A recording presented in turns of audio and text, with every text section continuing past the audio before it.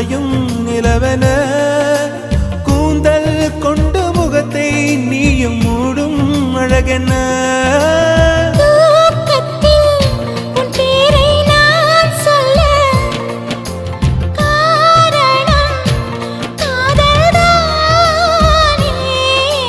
பிரம்மன் கூட ஒரு கண்ணதாசன் தான் உன்னை படைத்ததாலே